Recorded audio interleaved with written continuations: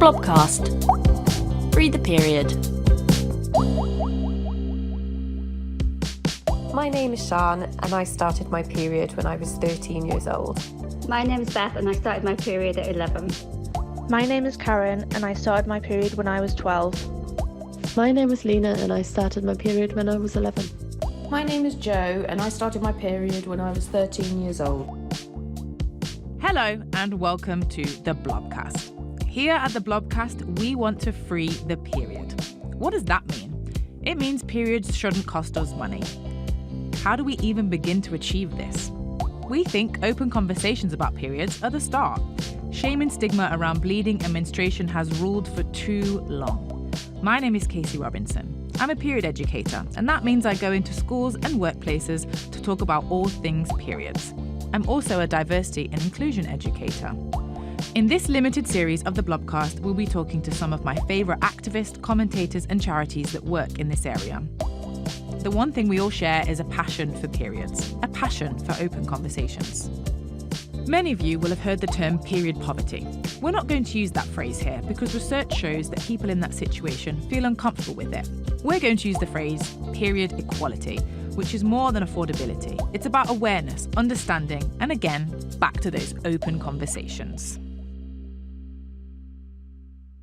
In this episode, we're going back to basics. How much do we know about periods? Could you identify a vagina? What's a cycle? My first guest today is Saskia Boujo. Saskia is a period educator, just like me, and works in schools across London teaching kids and young people about all things periods. She's written a book called This Period in My Life. Welcome to the Blobcast. Thank you. My second guest is also the author of a book, You Can Have a Better Period, Le-Nise Brothers. She's also a period nutritionist and yoga teacher and expert on how to holistically deal with your periods. Welcome. Hi. Hi. How are you both? We're good. Great, We're good. Well, great. I'm good. Yeah. Great. We're individually. It doesn't need to be a we, right? Very well, thank you. I'm very well. So obviously those were like very short intros. I always struggle with intros. You'd reduce things down so much, right? Whereas I'm sure as you're both aware, like the richness of this work, how varied like day-to-days are. So I don't know, is there anything you feel like that was missed in that mini intro? So maybe I should add that I teach all aspects of relationship and sex education, so not just periods. Yeah. Periods is notoriously been sort of a really small part of a bigger puberty lesson. And so I think part of my work has been to just try and make a pure lesson about just periods to make sure that we can get the time that it deserves, which is still not enough. It's never enough though, right? Yeah, like... it's never enough. It's never enough. And then I also feel like I should add that I'm a mum as well of girls, so I'll have lots of periods conversations at home. Yeah. Huge part of my life. It's very important work. Yeah, so I'm glad you mentioned it. It's a big job. Yeah. Hope my mum's listening. See, mum, it's a big job. Denise, do you want to add anything? Yeah, well, I also work in menstrual health, so that encompasses periods, but it's also conditions that affect the period. So endometriosis, PCOS, polycystic ovarian syndrome, fibroids, amenorrhea, all ages and phases when it comes to menstruation, but also lots of conditions that kind of fall out of having a reproductive system. I feel like if I was listening to this, it's kind of a question in my head would be like, how do you like get into that, right? Like this is something which I guess all of us will sit here and just nod at each other and be like, yeah, that's normal. That's a regular conversation. Everyone talks about this. But I suppose that isn't really like the reality. So I wonder maybe just to like share a little bit about your background or even just like the passion. I think sometimes a lot of people in this sector, a lot of it comes from either a personal story or a family member or something that's like led you into wanting to do more for like period well-being, period health, etc. So yeah, so I think we mentioned having a personal story, and that is certainly true for me. When I first got my period, it was really painful, it was really heavy, but that was the story that I was told about what periods were supposed to be like. As the years went on, I kind of saw friends and their experiences, and I kept saying to myself, well, why aren't their experiences the same as mine? I shifted careers to retrain as a nutritionist. And when I was studying, my lecturers, they said to me, you have to choose something. You know, you can't be all things to all people. And I kept going back to menstrual health, periods. So that's kind of how I got into this space, through a nutrition kind of well-being perspective, and how I can help people have better periods, improve their menstrual health through their food, lifestyle, the way they move their body, and all of that. I think that's really like fascinating in the sense of, I mean, this episode's literally called like basics, right? And I feel like what you've just described is what the basics should be, but the basics is literally just, here's a tampon, here's a pad, good luck, right? Like that's what we're facing realistically, when actually, you know, I mean, I've learned so much from your page and the nutrition aspect side of it, and just learning some more, that idea of pain, like this idea we're just all completely educated into thinking that like pain is just what comes with it, right? And like doubling over and all of this discomfort you should feel is really part of it. So the idea that all you've just described there should be the basics, but we're pretty far away from that right now. Yeah. Saskia? Yeah, I can really relate to that, because so I was teaching already. So I've been teaching for nearly 20 years now. I was a primary school teacher, and I was trying to get pregnant for a long time, and then realised that I was going through excruciating monthly bleeds and highly medicating myself, and this was just becoming my norm. And then I was very quickly diagnosed with endometriosis, and then had my kids through IVF treatment. Okay. And this happened all in a very sort of fast, intense period of about 5 years, where at the end of that I couldn't cope with the workload and having all these procedures, very, intensive, invasive procedures when it comes to your body. And I think I did a lot of work on, why I felt my body had kind of failed me. And then I did a lot of soul searching and realised I'd had zero sex ed. The narrative was periods are painful. And I happened to catch the wave of the new relationship and sex education curriculum coming in and being pushed through Parliament at that time. And now it's sort of all that I do is teach that. So I don't have a class anymore. I just go into schools and do workshops. I'm really trying to kind of reclaim the periods are normal, periods are healthy, periods are natural. And that message is really hard to get across. Yeah, such a simple idea is really like, and I always say this as well, like in schools, maybe like you're expecting a little bit of unease, but I'm like, kids take this way better than adults do, right? Yeah. Like kids are open box, they want to talk about this stuff, they've always got a million questions, but like just telling adults that like periods are normal and healthy, and it's kind of important that we know about them. It's like, oh, what are you talking about, those rude things, lady over there, right? Yeah, like blood, horror. Yeah, how dare you? Like even saying the word vagina out loud, grown women have been like, oh, what are you saying? Like, why are you doing that? I've actually got a vagina museum sticker in the back of my phone. And years ago, I was doing a workshop and it was all men, and I had the phone like upside down. I didn't want people to like messages coming through. And I remember two of the guys in the session walked past my phone and like visibly jumped and were like, whoa! And I was like, what, are you okay? They were like, just, it says that. And I was like, what does it say? And they're like, well, vagina.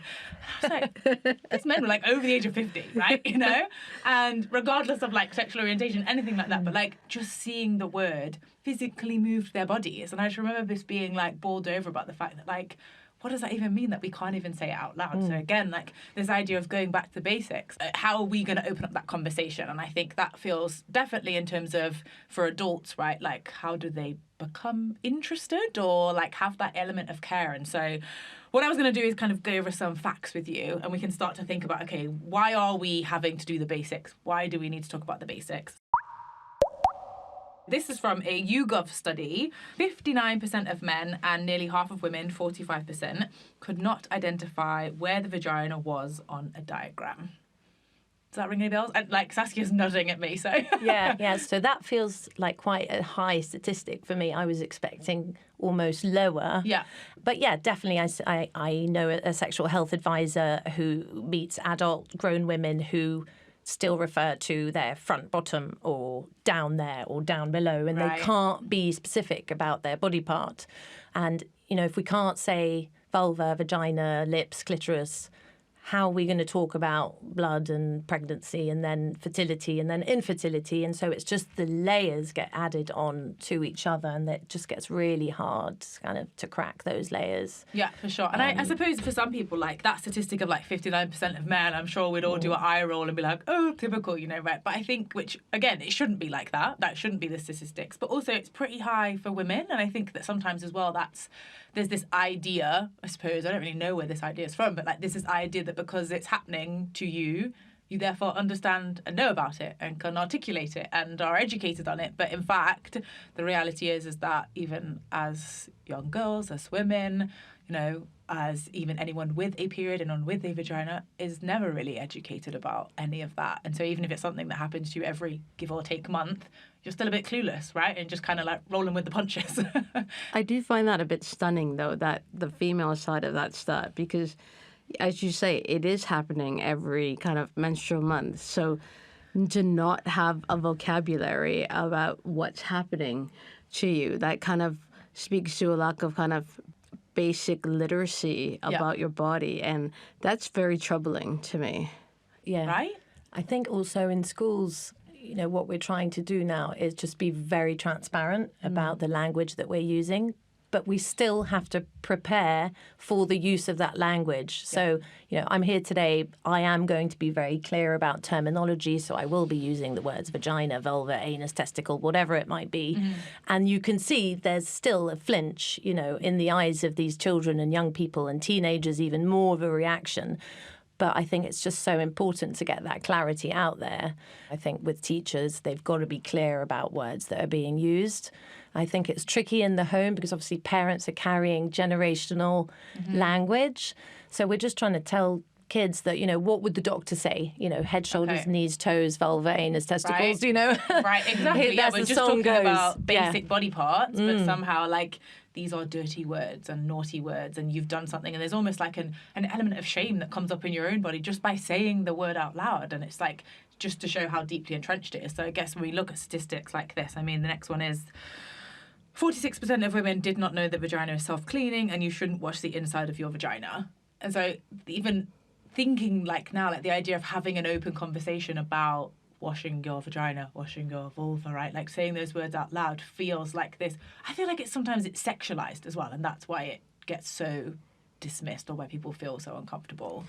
But I also think that menstrual product companies have a lot to do with this notion because, you know, you think about in the 80s and the 90s, douching, there were so many ads. Like I grew up in Canada, so I remember ads on TV for so-called feminine douches. And so you see this on TV, you see these ads in magazines, and you think, oh, actually, well, should I be using this? Because you don't know. And I think that might be part of it. And like scented tampons, scented pads.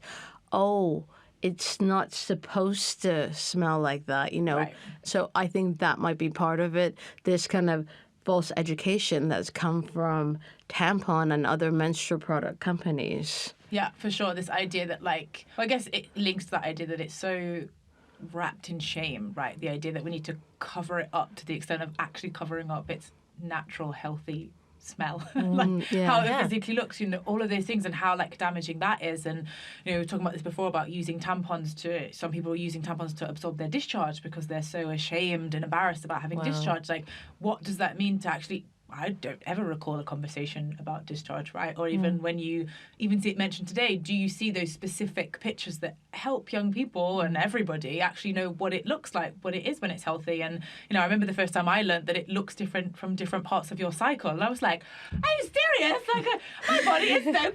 Oh my gosh. But before that, I don't know what I'd come up with in my head. I maybe invented I'd had like an STI or something because I just didn't know. No one had ever explained. I'd never seen it talked about that it's different, right? And so the idea is that we're consistently then, like you say, from these kind of older companies, then that's passed down, their parents have thought like that, XYZ. It's this whole idea of like, how can we actually physically also hide this as well as just not talk about it.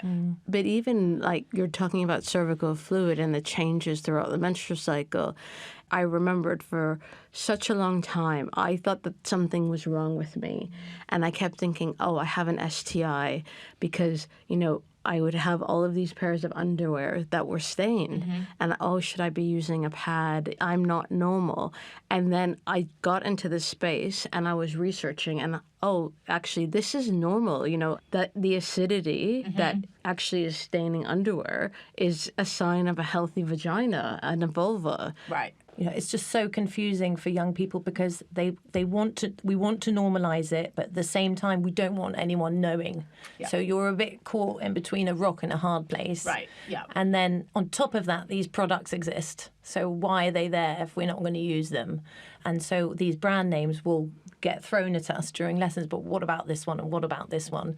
You know, lots of useless products exist. But yeah, trying to talk about the fact that also it's normal for vulvas to smell and normalising that and also knowing what your scent is. Exactly. And then if that changes or if there's a change in discharge, that is a clue that something might be up. And by masking that with all these products, you know, we're missing communication there from our bodies. So I think it's just also about trying to tap into what our body's communicating with us. I think what's really interesting is moving beyond kind of schools to other places where kids, teenagers spend a lot of time into social media. We actually do see the conversation starting to change. Like platforms like TikTok especially are super interesting because you see the conversations that are happening on there and people in their teens, their 20s, talking about periods, talking about their experiences of painful periods, heavy periods, endometriosis, where it's kind of like young people, they just want the information. Yeah. They feel like they're not being given it, and they just want the information. And I'm really encouraged by what I see from younger people on platforms like TikTok, where it just seems much more pragmatic. And of course, there's so much more work to do, but I think it's a really great starting point. Yeah, for sure. We asked staff and learners at Harlow College about their period education at their former schools.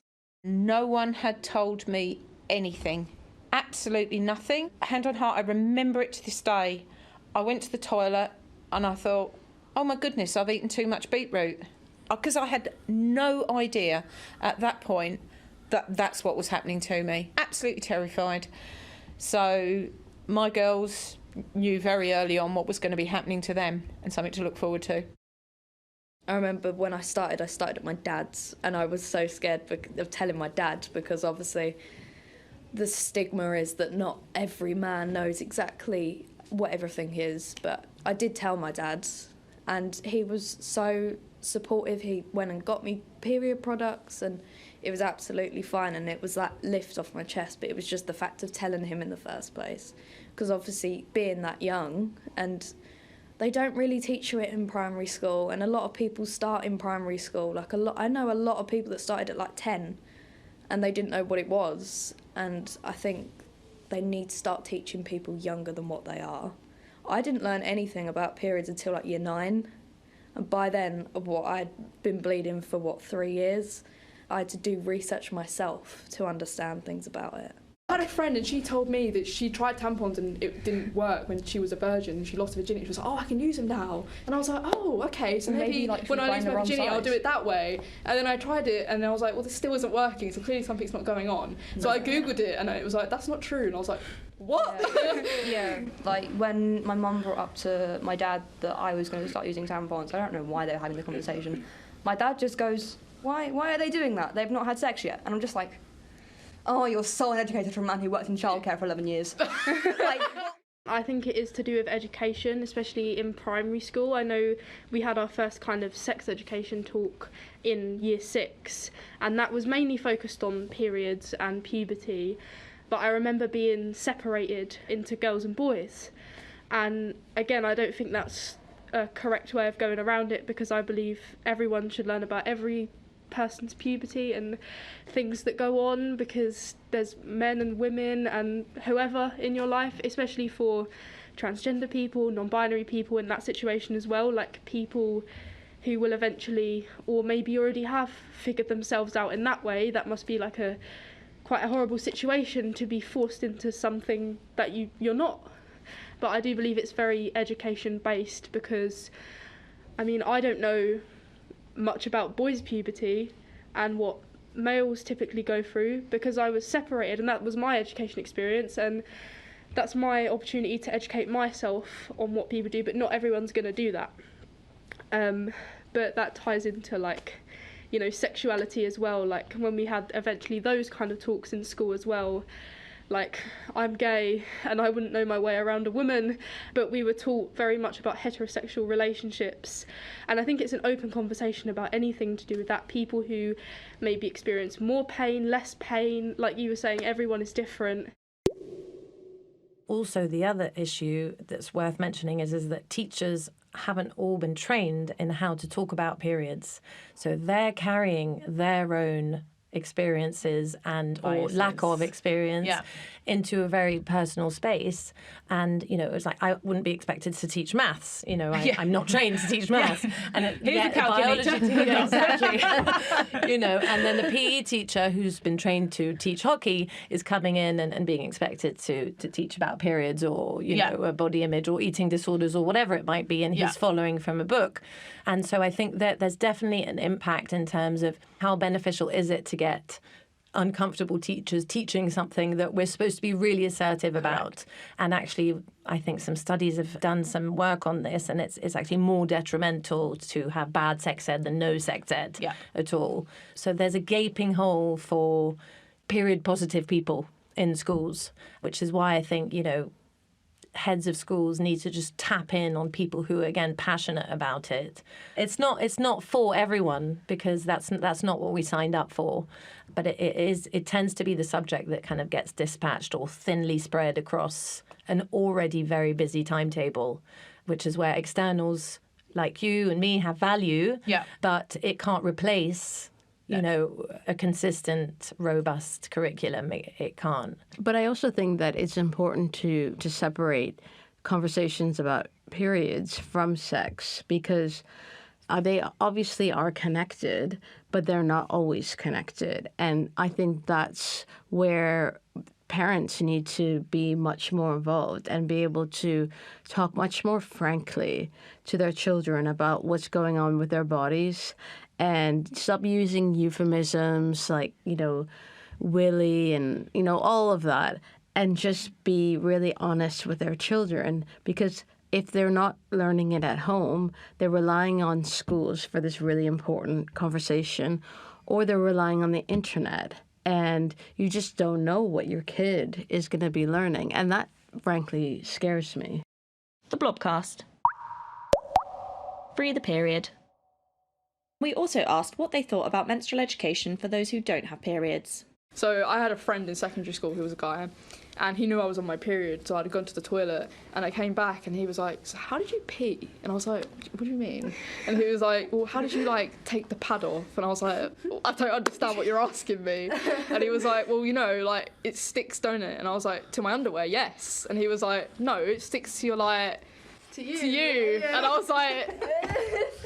No. And he was like, what? But this just shows how, like, people aren't educated. And he was like, well, I don't have to know. Like, I don't have to go through it. And I was like, but you do, because clearly you're misinformed. Yeah. And if you said that to someone else, they'd probably laugh at you. I was taught brief stuff about like, how you got to be respectful to the girls about it, how it's a private matter for them, and how you should be as sensible as possible when it comes to, like, situations where they suffer from, like, things that happen, basically. It was honestly nothing. Like, it was like, it's something you sweep under the rug. For them, when I was in my school, it felt like as if it was a tedious task for them to bring it up. It was like, I don't know, when you have a new worker in your work and you've got to teach them how to do something simple, it's like unnecessary.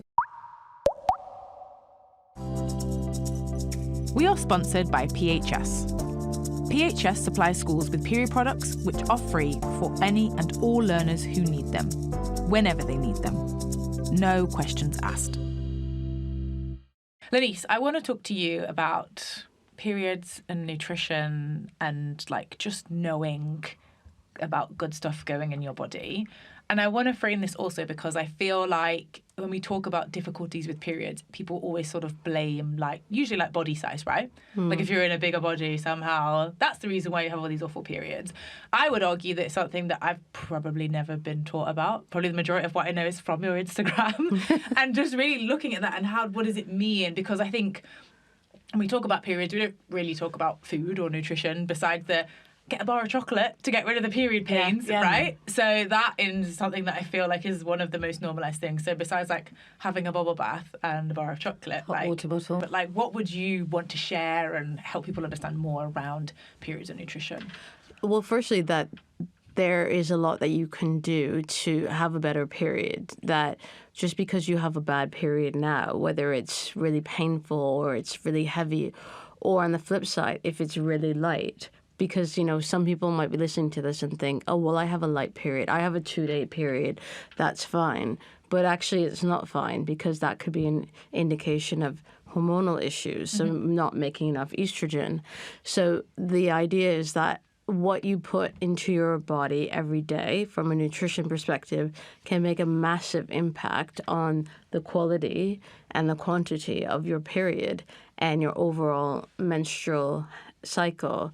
And so just really thinking about it from a really basic way is what can you add into every single meal that you eat to gradually change your menstrual health, to gradually help yourself have a better period. Looking at every meal as an opportunity. So you're not trying to do some massive overhaul, but certain green vegetables are amazing.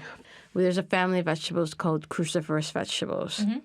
So broccoli, cauliflower, Brussels sprouts, kale, kohlrabi. And you're just taking it kind of step by step. Maybe it's, I'm going to focus on dinner. I will just add a portion of broccoli to my dinners 3 or 4 times a week. And that's a really great starting point.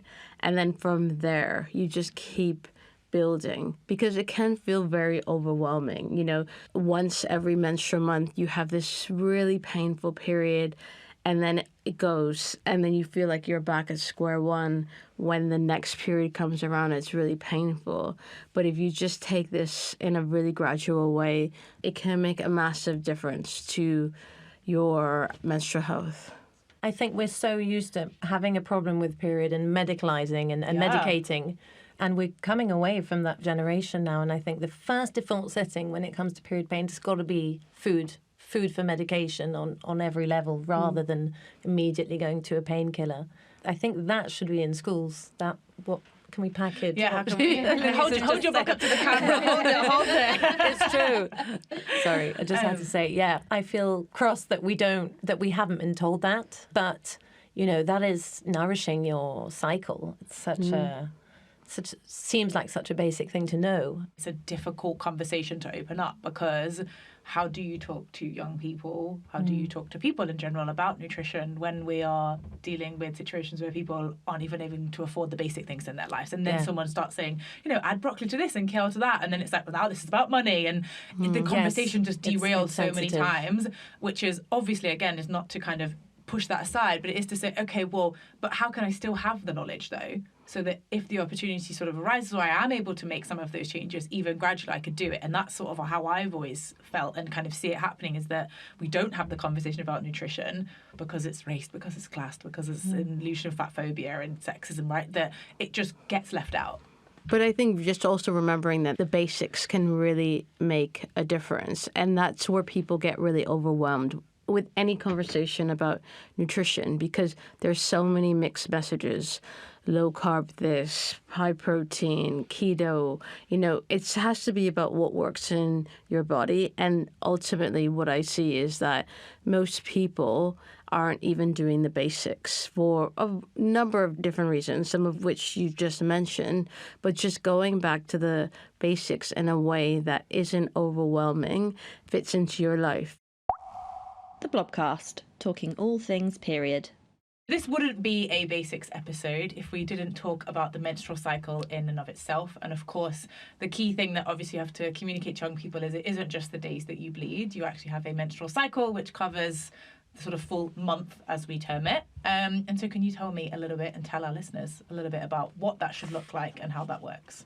Sure. So in the book, I have a chapter which is called Seasonal Period, where I liken the phases of the cycle to seasons, which I find is a really nice way of bringing it back to nature.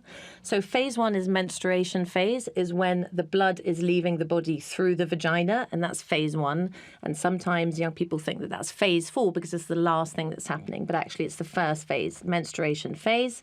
The next one is the follicular phase, which would be spring, which is when the eggs in one of the ovaries begin to develop and ripen. The next phase would be phase 3, which is the ovulatory phase, which is when one egg begins to travel and has a journey down the fallopian tube, destination womb. And if we're in the classroom, we might talk about what do we do in the summer? We travel. Well, that's exactly what the egg's doing down the fallopian tube, is traveling. And then the last phase is the luteal phase, phase 4, which is when the egg reaches the womb. And if it is not fertilized, then the womb lining thickens and prepares to shed. And when it begins to shed, you would be moving back into your phase 1. So again, trying to bring back the idea of cycles, just like the lunar cycle, seasonal cycle, water cycle, this idea of repetition, which is why we call it menstrual cycle. The Blobcast. Free the period. I want to ask you both about cycle tracking. So I guess maybe, kind of come at it from the way that you come, but Saskia, I'm assuming that's something that you talk about a lot in workshops and, sort of showing them the apps that are available, but really helping people understand why it's so important to track your cycle. Well, the book is almost a third charts. And I remember my dad saying to me, why have you got all these charts in here? What are these for? They can just download them. And the first thing to say about the book is that I really wanted it to be something personal, and it felt like it was almost like a journal or a diary. And then in there was lots of symbols from nature to try and bring back this idea of periods just being natural and normal and healthy. And I love the symbols of the seasons representing the different phases of the cycle. Periods aren't just about blood. There's 4 different phases, And to the point where young people could say, I'm in my winter today, or I'm feeling really autumnal, or whatever. Having that language is I think, really powerful and also quite descriptive. And then there's a chapter in the book that I wrote, which was essentially about how we are all happier if we're just better prepared. Okay. As kids, often we see these little toddlers having tantrums because they don't know what's going on. Like, no one's told them we're going to grandma's now, or whatever it might be.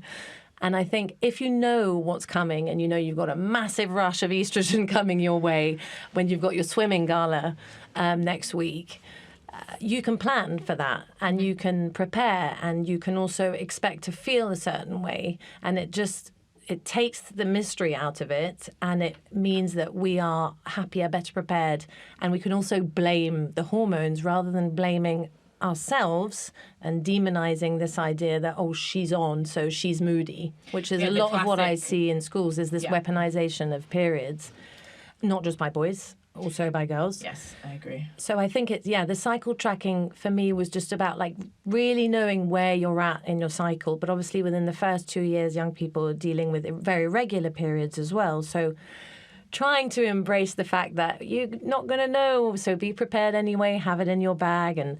But it's a hard time for them until they get regular. And then it's such an empowering thing to know that you might be in sync with your friend and, you can be blood sisters or whatever it might be. I've seen those connections happen, and you find these little moments of solidarity 500 times in our life.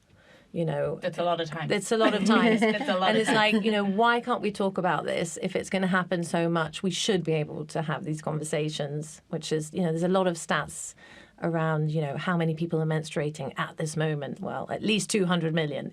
We can't all be dirty type thing. Yeah, I think self-care, but also, like you said, you've mentioned 2 myths already, during this, right? Like the idea that you're dirty and the idea that, she's on her period, so she's a nightmare. Yeah. Whereas knowing and understanding like what's happening to your body when it's going to happen. So this kind of like the way that we dramatize the hormonal change, right, is if suddenly people who, when they start mentioning they're these dragons, as opposed to just people who like their hormonal balance has just changed like somewhat a little bit. But when you're aware of that and you know that that's coming in those days, you know, from the well-being aspect, how can you slow down? Is there a possibility to slow down, or close your computer a bit earlier that day, or have a bath, right? Like recognizing that there will be small changes, as opposed to this like horrific thing that's happening to you and you're this sort of like angry monster that's screaming at everybody. Le-Nise? I think also remembering that your period and your menstrual cycle are one of your 5 vital signs. Mm-hmm. And so a vital sign is something that gives you an indicator of your overall health status. So your blood pressure, your breathing rate, your body temperature. And so when your body temperature goes up or down, that's a sign that, you know, you need to look into what's going on. Similarly, if there are issues not only with your period, but also with your menstrual cycle, you need to look into them. And so when we approach it from this idea that your period and your menstrual cycle are a vital sign, and you naturally have these hormonal changes across the 4 phases, and they're there to guide you, rather than this idea that your hormones are controlling you, which I personally don't like. They're there to guide you, and you have these natural changes where you can harness them for benefit in so many different aspects of your life. So, you know, you're a teenager, you may notice that actually you're more able to focus on your studying during certain phases of your cycle, whereas, say, around ovulation, you're more creative and you're more kind of open to doing things like school plays or performances or things like that. That's information that's really powerful and can be really helpful in terms of helping you understand yourself better. There's some sports personalities as well that are starting to cycle track. Okay. Like the Chelsea women's football team trainer is now tracking everyone's cycle. And, you know, these are really important things. And I think that there was a Japanese silver medalist at the last Olympic who basically blamed it on her period. Yeah, I've seen that quite a lot. Yeah. And so I think the more of that we have, not only about just talking about it and, you know, blaming it, but I appreciate what you're saying about also not being owned by your hormones. But that feels new. That feels new, sure. This being able to talk about these things. Yeah. So it's positive. Speaking of positive and speaking of myths and speaking of all those things, I feel like obviously this is a fairly like well knowledgeable table that we're sat at, but there are obviously still misconceptions still out there. There are obviously still myths, taboos. Can you both maybe give me like a typical example of something that like keeps coming up? You know, there's bits where like, oh, I've just explained that again. Like, oh, why do people still like? We all love this, and I love the education part of it. But sometimes I'm like, damn it, we're not making any progress at all. Like, they're still asking that question. So is there like one thing, or if there's 2, you can have that as well. But like that you're like, let's put this to bed right now. Do I have to take my tampon out if I go to the toilet? A classic. Yeah. Still, yeah. Which again links that biology bit, right? Yes, like they exactly haven't had right. The biology. Well, what I do at that point is I get I have the PowerPoint up with a giant illustration of a vulva, open-legged, very clear with 3 holes. And I think this is where there's value in the science, but also at home, talking to our children about the different functions of the holes, but also having ownership over them, perhaps by just looking at what your vulva looks like. And when I talk about this with parents, sometimes it's like, oh my God, what are you doing? What are you asking us to do, Saskia? How could you possibly how did you do that? Yeah, this so sexual thing. How dare you ask this of me? But, you know, the male body has external genitalia, so we can... I have a female body, but, you know, boys and men can see what their penis, testicles, scrotum look like. Plus we see it a lot, right? Like, I always make this point. How many, like, penis-showing statues have we seen in our lifetime? Right. A lot. Greek gods and lot, so on. You know? And then all the science books are always the same, very pink, light-skinned diagrams, illustrations of bodies, which are just not helpful. They're very symmetrical and make everything look very perfect and hairless, and that's just not the case. And so I think there's definitely value in also just saying, well, have a look at what holes you can see. And, you know, most of the time you can't see the urethra because it's so small, but that's where the urine comes out. And just naming all of this in a way that is like fact, basic scientific fact. So that question is, no, you don't have to take your tampon out if you go to the toilet. Yeah, for because sure. that would be very annoying. Le-Nise, what's your... So periods are supposed to be painful. Okay. Yeah, that's just, I hear that so often. And when I say periods aren't supposed to be painful, they can be painful, but they're not supposed to be painful. Yes. Oh, but that's what I was told, and that's what my mom told me, or I saw my grandmother, and so on and so forth. And it's something that, you know, I talked about, you know, the education that we get from seeing experiences of others, and it's so powerful because it's almost like you're learning by osmosis, and these things, they get ingrained. People are being diagnosed, you know, the idea that if there is a pain that you can't do your normal functions, you can't get out of bed, you can't stand, you need to see a doctor, right? You need to go to a gynecologist, GP, whoever you can get to see, and speak to a trusted adult about it, because fundamentally we are dealing with the fact that women menstruators aren't being diagnosed with PCOS, with PMDD, with endometriosis. And so, like, I think sometimes, particularly with adults, you have that conversation. And I know a lot of older women sometimes have gotten quite angry at me sort of saying that, because they're like, but I've had painful periods my entire life. And I'm like, that might be something that you've just never been diagnosed with. And that feels really harmful and feels, I think, shameful in some ways, that you haven't known your body enough to literally live 30 years with something that's been sort of like taking over your life and day-to-day function. So yeah, the pain thing for me is just standing out so much, because I feel like that's just rearing its head as like an idea, because it's just been such a normalized thing that periods equal pain. Yeah, and it's not to shame anyone that has painful periods, but just to remember that your period is a vital sign, and a pain is a sign that something's going on, and we shouldn't be normalizing pain. You know, we shouldn't be normalizing vomiting because your period is so painful, or fainting, or having to lay in one position because if you move, it will be so painful. That's not normal. I want to talk about menopause / perimenopause, which admittedly is something I don't know a lot about, and I've told myself this is the year I'm going to start learning a lot more, because with my periods I learn about it too late, right? So like I only really started getting to grips with understanding like in my mid-20s, and thinking about what could have been if I'd learned this when I was 16, 17, right? So I don't want to be surprised. But in my sort of like starting this, I'm seeing this word menopause, perimenopause. For those listeners maybe like me who are like, what is that? What do I talk about now? Why should we be calling it menopause? Is it perimenopause? What's the difference between the two? So please educate me and everyone who's listening.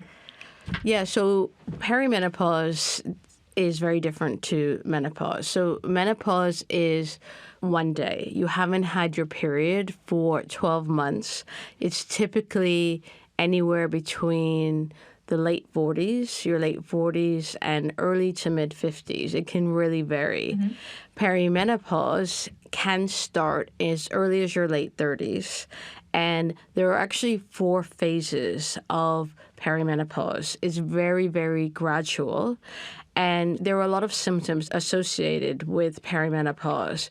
But essentially what's happening is that you're not always ovulating every menstrual cycle. You have a finite number of follicles which turn into mature eggs that you release during ovulation.